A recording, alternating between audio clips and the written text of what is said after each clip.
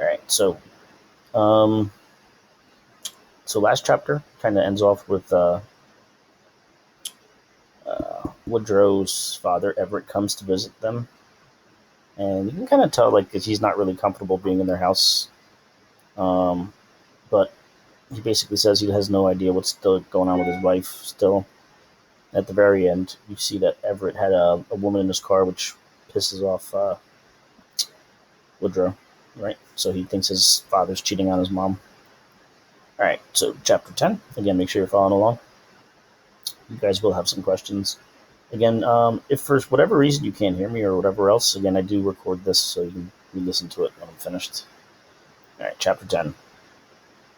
A lot of the notes, too, that I'm putting on the text are going to be helpful for you guys, so make sure you're taking these notes. Granny, Grandpa, and Mama got their heads together and came to a decision about mine and Woodrow's habit of running to every picture show that came to town. So they use the phrase picture show to talk about movies. So, again, people used to go to the movies quite a bit to watch what was coming out. Um, I thought the new law was dumb. It said children should spend as much time as possible in the fresh air and sunshine.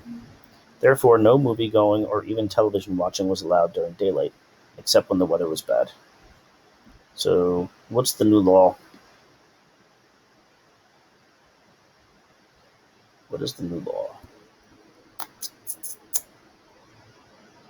They can't watch TV during daylight. Yeah, so they're not allowed to They have watch to be TV. outside, basically. Yep.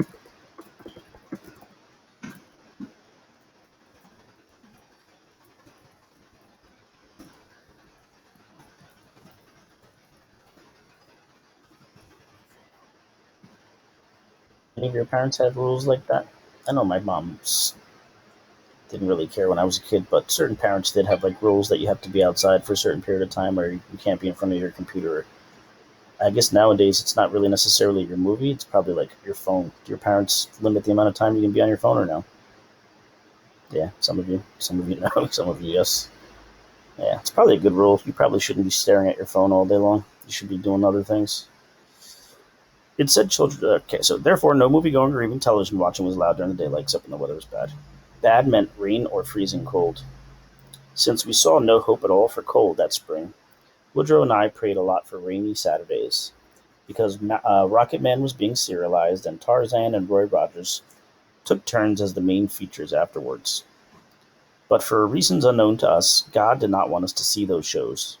He did, however, give us an okay on Alfred Hitchcock's Rear Window by sending rain one Sunday afternoon. So they want to go. They're going to go check out this movie called Rear Window. It's actually considered one of the best movies. It's an old school movie about a peeping tom. Actually, you guys know what a peeping tom is? You ever hear that phrase? So it's basically somebody who like stares into other people's houses. Like that's obviously kind of a crazy story. Um, from Granny's porch after church, we gleefully watched the first drops splatter on the walkway. So they're happy about it raining, obviously, because they want to see a movie. Show starts at 1:30, Woodrow said. We'll just have time to eat dinner first. In the living room, Grandpa and Porter were sharing sections of the Sunday paper, which already had been carefully dissected by Woodrow before church. He had developed a compulsion to be the first one to read the paper on Sunday morning. Mama and Granny were busy in the kitchen with pot roast and potatoes, biscuits and gravy, peas and carrots. Can we help? Woodrow asked. Mama and Granny were both startled enough to stop what they were doing and look at him. Right, so um, they're a little confused because the kids are like, "Oh, can we help?" Right, so it's just an odd thing for these kids wanting to help out with the dinner. Help in the kitchen, Granny said. Boy, have you had a hard lick on the head? So she's thinking, did you fall on your head? The sooner we eat, the sooner we go to the show, he said. The show, Mama said, and then she looked out the window. Oh, I see, it's raining. She and Granny exchanged one of those amused grown-up looks that said, ain't they cute? We'll set the table, Woodrow said. That's when Porter came in from the living room, ignorant of our conversation, I think, and he said to Mama, oh, let's go see Rear Window this afternoon. It starts at 1:30. Oh, is that what's playing? Mama said as she carried a pitcher of iced tea to the dining room table right there beside the kitchen. I don't care about it, but the kids are chomping at the bit to go. Why don't you take them? Yeah, Woodrow said without even consulting me. Why don't you? Oh, brother, me and Porter at the Woodrow at the movies together. So again, she doesn't like Porter, so she doesn't want to have to go to the movies with him. It was at that precise moment that my head started to hurt.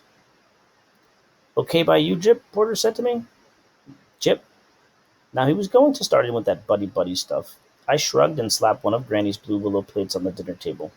I reckon so, I mumbled. Right, so she's not thrilled about having to go with him. What else could I say when it was put to me like that in a room full of people? I could say I'd rather stick pins in my fingernails, which I would. There was a silence you could just about bump into, and I knew grown-ups were reviewing the situation, thinking, when is this young'un going to drop her grudge against Porter? Well, I could tell them when. Never. Isn't it nice of Porter to take you to the show? Granny said sweetly. I guess Porter left the room about then, because when I glanced up he was gone, and Mama with him. I could imagine them discussing the upcoming event and how to manage me. Right, so she's always still kind of like treating him like crap for no reason, essentially. How come you don't like Porter? Woodrow surprised me by asking. He makes me sick, I said, low enough that Granny couldn't hear me. I think he's keen, Woodrow said. Keen? Where'd you pick that one up? Nobody said keen except maybe Jughead in the Archie comics. So again, some of you guys probably watch Riverdale. Any of you guys watch Riverdale? None of you guys watch Riverdale? Yeah, No, I have. Yeah, so Riverdale's based on this old cartoon from back in the day called Archie. I don't know if you guys realize that. So this is what he's talking about, that old cartoon. I slapped 6 napkins onto the table. All through dinner, Woodrow and Porter jabbered about Alfred Hitchcock, and they didn't ask me what I thought about anything. It was like they were suddenly old pals, and I was a bump on a log. I couldn't eat. I felt nauseous. I had half a mind to stay home. I would. I could practice the piano and do my homework and vacuum dog and help Grandpa listen to the Cleveland Indians on the radio. I wouldn't play with Woodrow when he got home, and I would go to bed early. But then I would miss Grace Kelly and Jimmy Stewart. These are the actors that are in that movie. I felt hot. The rain went on.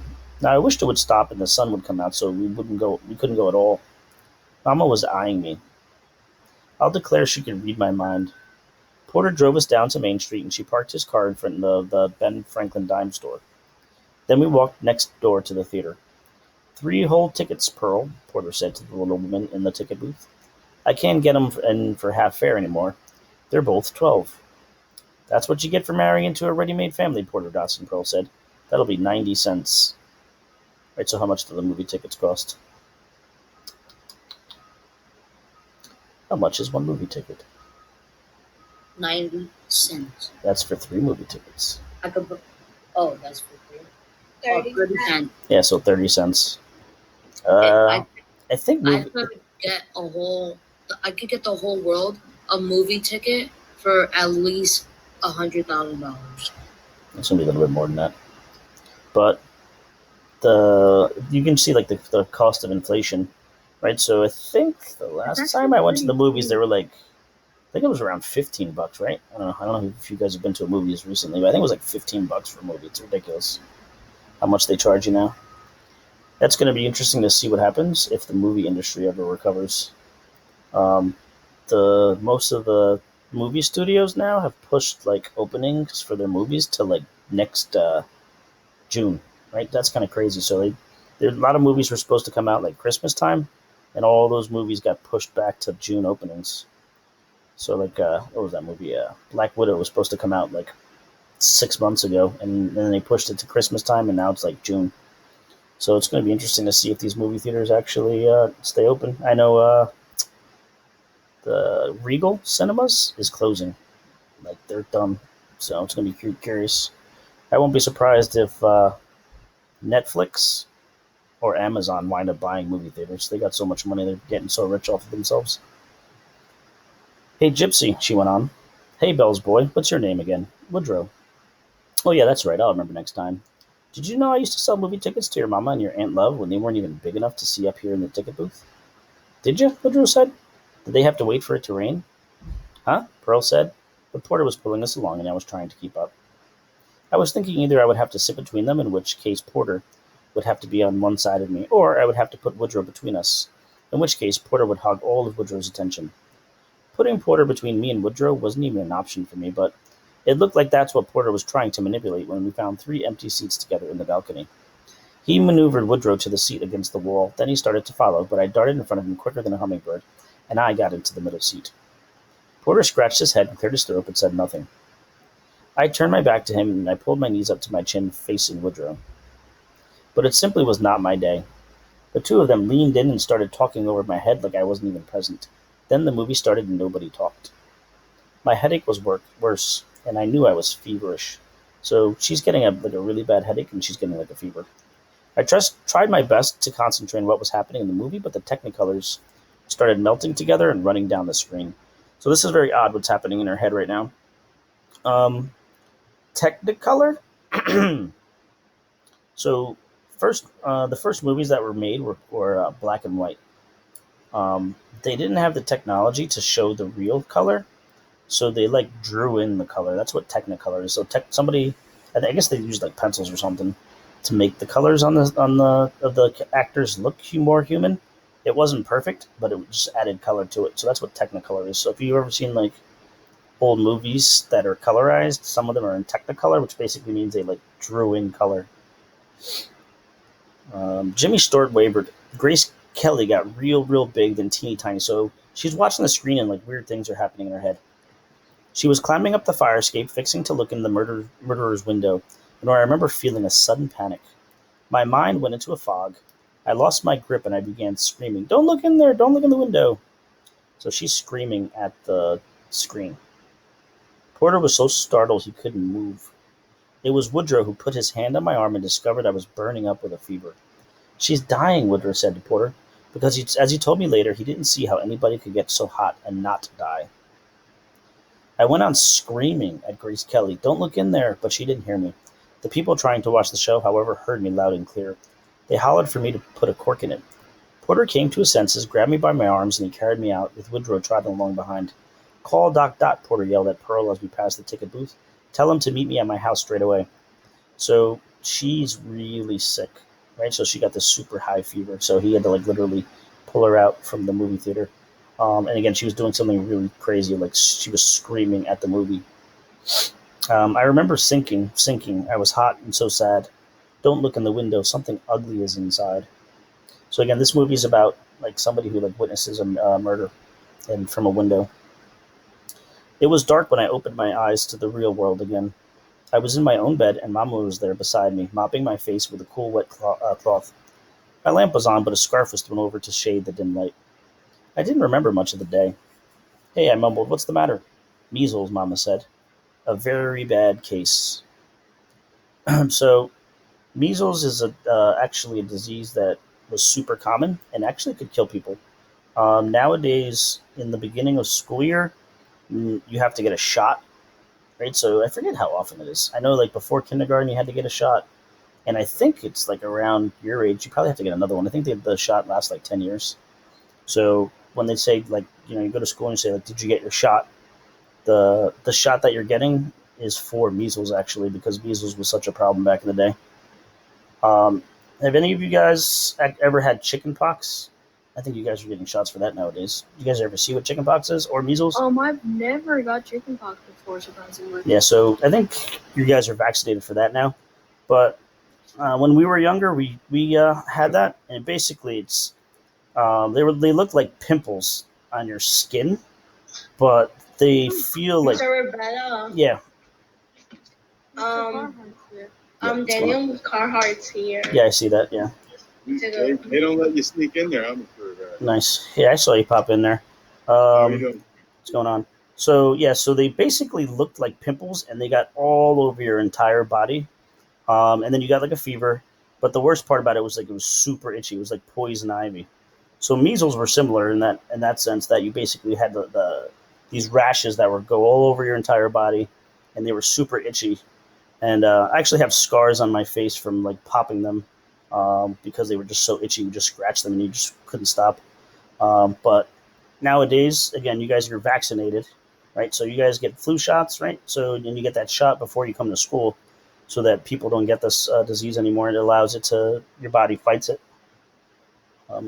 So again, people weren't worried about the itchiness. It's actually that these fevers actually, if they got bad enough, could actually kill you. So lots of people over the years actually died from measles and chickenpox. Was that all? Every pore of my body ached right down to my hair follicles, so she's like in a lot of pain. Even my eyelids were sore, and she called it the measles. Where's Woodrow? I said. Grandpa took him back to the 7:30 show. Why, did we miss something? Mama smiled. You could say that. Woodrow, can you tell her how it ended? Right then I didn't really care. I had never felt so bad. Porter's in bed, Mama said. Doc had to give him a sedative. How come? You scared him nearly to death. You were delirious, and he thought you were having some kind of fit. A sedative is what? Does anybody know what that word means? Did you guys ever hear that phrase before? Sedative. No? All right, so a sedative is a drug that basically calms you down.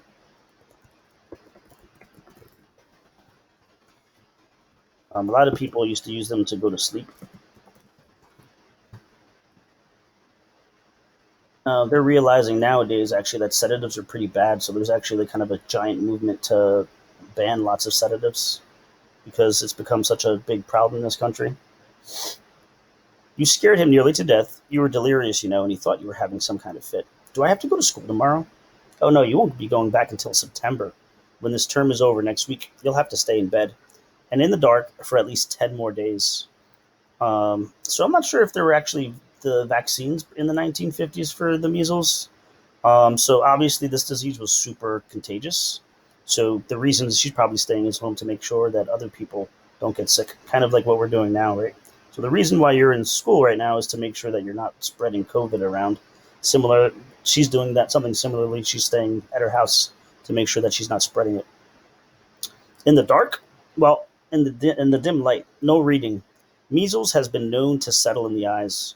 So why can't she read? Why isn't she allowed to read right now? Ramos, what do you think? Diana? Why isn't she allowed to read? Can we repeat the question? You got cut off on my screen. I'm so sorry, Miss Ramos. Why isn't she allowed to read? Because there is a law, and she's supposed to go outside during daylight. You're getting confused about that, She's Ramos? allowed to watch TV show, and right now she's supposed to stay in bed because she's sick. Yeah, but there's something more specific. You see where I highlighted it? Yeah. Read that closer. Well, only dim light, no reading. Measles has been known to settle in their eyes. So what does that mean? Measles has been known to settle in the eyes. That gives you like a problem in the eye. Exactly right. So she's not allowed to read. Yep. Exactly. So again, those nasty like little bumps would actually get into your eyes, and you could probably wind up going blind if it got there. So she's not allowed to read because they're afraid it's going to spread to her eyes.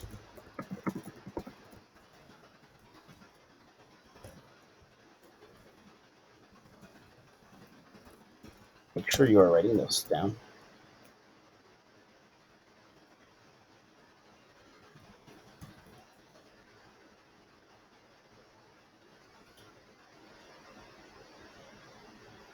Yeah, so you guys should be grateful that you guys get these shots now because these diseases were awful. So with the chicken pox too, which is similar to this, another like negative effect of it is again when I had it, you just get super itchy. You had a little bit of a fever, and then it goes away. But if you have the chicken pox, when you get older, there's another disease called was it shingles, right?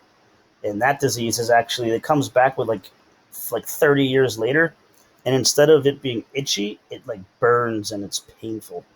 Like it just there's actually I think a vaccine to prevent that, but super painful disease. All that night, I had strange dreams and hallucinations. One time, I thought I had little bitty green slits for eyes like lizards. What's this an example of? Simile? Very good. That's a simile. And then I dreamed of Blind Benny wandering around town singing, "It's not so bad being blind." What's this an example of? Where's that? What is that an example of? Is it alliteration? Yeah, that's alliteration. Very good. Why is that alliteration? Each word is ending with a B, the same letter. Yeah, so that letter B is repeating good. The old nightmare came and went like a bat swooping down on me. What's that an example of? There's lots of it. Lots of different figurative language going on here. What's this one? Simile. That's another simile. Good. I was about to say something, Yep. but my mic did not. The old nightmare came back and went like a bat swooping down on me. So remember, this girl keeps having this recurring nightmare. We don't know what this recurring nightmare is. They still haven't told us. But again, she keeps seeing this dead animal thing, and it's a clue about something that happened, and we're gonna find out later. But I'm not gonna spoil it for you. Then retreating into the dark, musty caves of my memory. Each time I woke up in a frenzy, my mama was there, calm, cool, and beautiful. She sat by me all night long, and the next day she stayed home with me. She made arrangements to take off that whole week from her teaching job just to take care of me. Porter, Granny, and Grandpa came in at one at a time, but I didn't feel like visiting with them. Doc Dot came around at 10 a.m. and took my temperature. He and Mama went out into the hallway and they talked about me. Nightmares, I heard part of what Mama said. Don't look in the window. Her father was part of Doc's response. I put my pillow over my head. So she doesn't want to hear what they're saying. How do I know that? How do I know that she doesn't want to hear what they're saying? She put a pillow over her head. Exactly right. So this is it's important to kind of recognize that people do certain things for certain reasons. So she obviously doesn't want to hear them.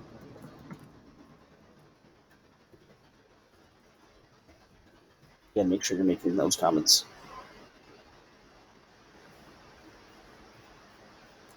Mama brought my meals and put azaleas and honeysuckle sprigs on my tray. I thought that was real sweet of her, and I was sad that I didn't feel like eating or talking to her. Late that evening, I opened my eyes, and there was Woodrow just about a foot above me, his crossed eyes looking into my face. When you said Porter makes you sick, you weren't fooling, were you? I tried to smile. What did he just do here?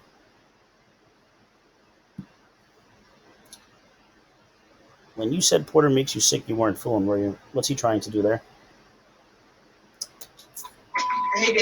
Well, he's trying to like since she's asking him because technically she said that he made her sick, so he wants to make sure the Potter was not the one who gave her that made her actually sick.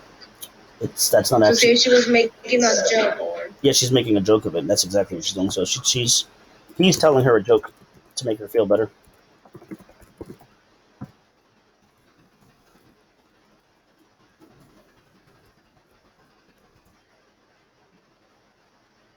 I tried to smile. Excuse me. How you feel? Came the inevitable question. Well, one minute I'm afraid I'm going to die, and the next minute I'm afraid I'm not. So she just did the same thing. She's telling a joke in reply. He grinned. We heard that line from Minnie Pearl on the Grand Ole Opry last Saturday night. Woodrow sat down in the chair beside my bed.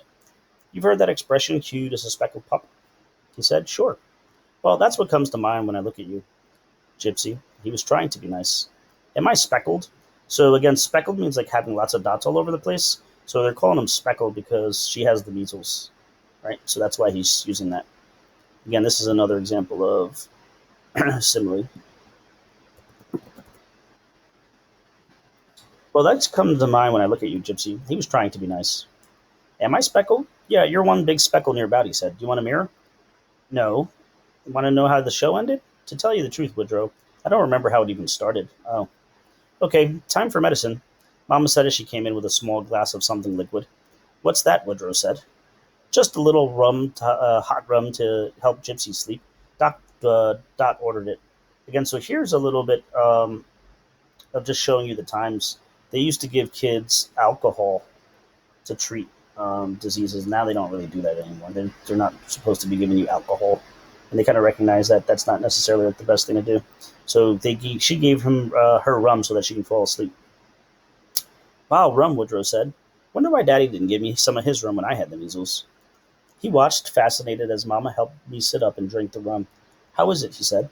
Awful, I said, because it was. Daddy always mixed it with apple cider or pop. He said that made it taste better.